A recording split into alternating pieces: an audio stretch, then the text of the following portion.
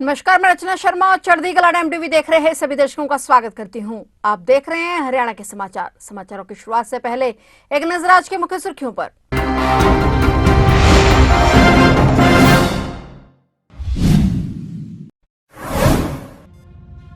हरियाणा के सीएम नायब सिंह सैनी पहुंचे प्रयागराज। महाकुंभ में पहुंचे सीएम नायब सैनी ने संगम में लगाई डुबकी। सीएम के साथ मोहनलाल बडोली भी रहे मौजूद।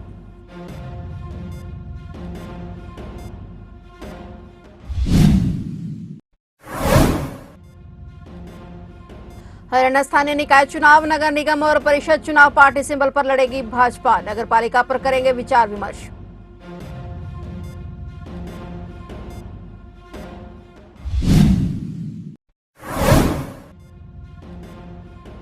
कल से फरीदाबाद में सूरजकुंड मेले का आगाज। फरीदाबाद में कल से भारी वाहनों की नो एंट्री। इस साल 38वें सूरजकुंड मेले का आयोजन।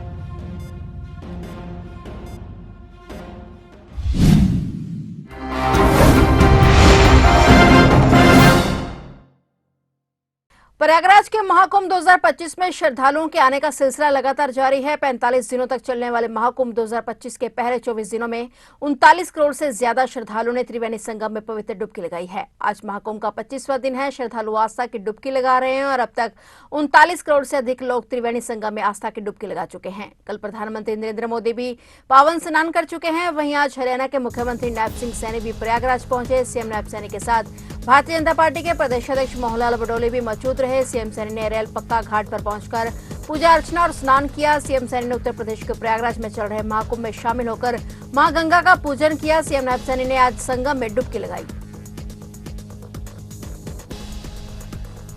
हरियाणा स्थानीय निकाय चुनावों का बिगुल बजते ही तैयारियों को लेकर भाजपा ने कमर कस ली है। चुनावों को लेकर चंडीगढ़ में मुख्यमंत्री नायब सिंह सैनी की अध्यक्षता में विशेष बैठक बुलाई गई। बैठक में सभी जिलों के अध्यक्ष, जिला प्रभारी, सभी विधायक और प्रदेश अध्यक्ष मोहनलाल बडोली शामिल हुए थे। बैठक के बाद सीएम नायब सिंह सैनी ने कहा कि बैठक में हमारी मुख्य चर्चा स्थानीय निकाय चुनाव को लेकर हुई है। उन्होंने कहा कि अभी हम एक चुनाव से आए हैं और दूसरे चुनाव की तारीखों की घोषणा की गई है। यह प्रदेश भर का चुनाव है और यह चुनाव बहुत महत्वपूर्ण है क्योंकि जितना छोटा चुनाव उतना ही टाइट हो जाता है। उसके लिए ज्यादा ताकत और शक्ति लगानी पड़ती है। उन्होंने कहा कि नगर निगम और नगर परिषद चुनाव पार्टी सिंबल पर लड़ेगी और वहीं नगर पालिका चुनाव पर विचार करेंगे। नगर निगमों को लेकर अलग अलग संकल्प पत्र निकाले जाएंगे। निकाय चुनाव के चलते हरियाणा में जिला अध्यक्ष चुनाव बाद में होंगे और शहरी निकाय चुनाव में भाजपा की जीत होगी। बता दें कि निकाय चुनाव 2 चरणों में होंगे। पानीपत नगर निगम को छोड़कर शेष सभी 40 संस्थाओं में 2 मार्च को मतदान होगा और मतदाता सूची प्रकाशन में देरी के चलते पानीपत निगम के चुनाव 9 मार्च को होंगे।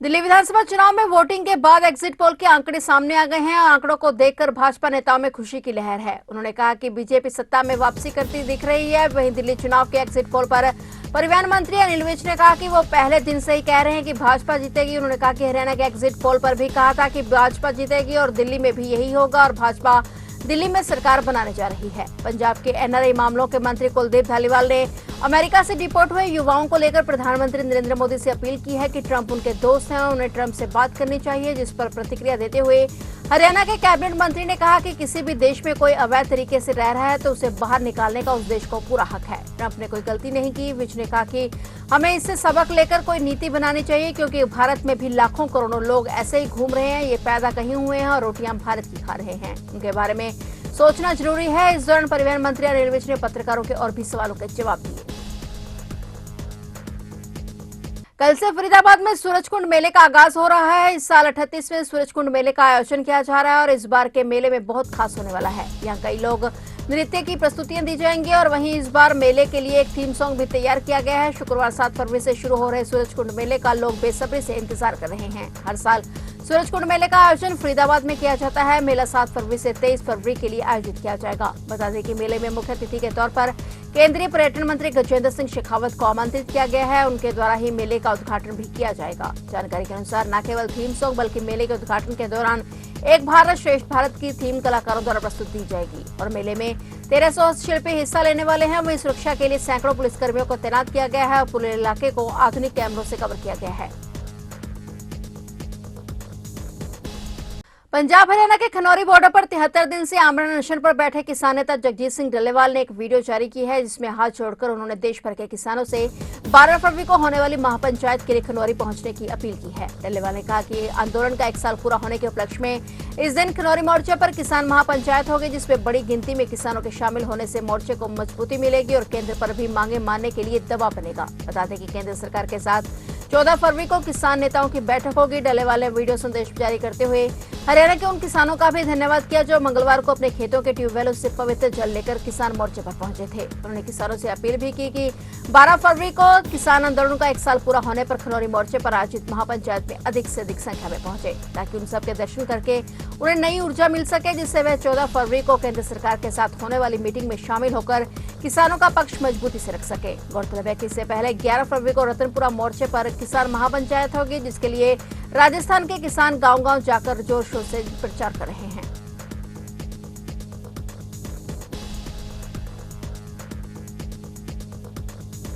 हिसार साइबर थाना पुलिस ने शेयर मार्केट में ट्रेडिंग के नाम पर की गई 18 लाख रुपए की ठगी के मामले में तीसरे आरोपी भोरे गोपालगंज बिहार निवासी शमशाद अंसारी को निजामुद्दीन कॉलोनी भोपाल से गिरफ्तार कर लिया है। मामले में जांच अधिकारी एएसआई प्रदीप ने बताया कि उपरोक्त आरोपी ठगी के पैसे ट्रांसफर करवाने के लिए बैंक अकाउंट उपलब्ध करवाता है और इस मामले में पहले ही 2 आरोपियों को मुरादाबाद हाल फतेहाबाद निवासी सोनू और गोपालगंज हाल फरीदाबाद निवासी सुधीर यादव को गिरफ्तार किया जा चुका है। गौरतलब है कि हिसार साइबर थाने में पोर्टल से 27 दिसंबर 2024 को शेयर बाजार में ट्रेडिंग के नाम पर एक इलेक्ट्रिकल दुकान संचालक से 18 लाख रुपए की ठगी होने के बारे में एक शिकायत प्राप्त हुई थी। पुलिस ने दी गई शिकायत के आधार पर हिसार साइबर थाना में विभिन्न धाराओं के तहत मामला दर्ज कर इस मामले में अब तक 3 आरोपियों को गिरफ्तार किया गया है।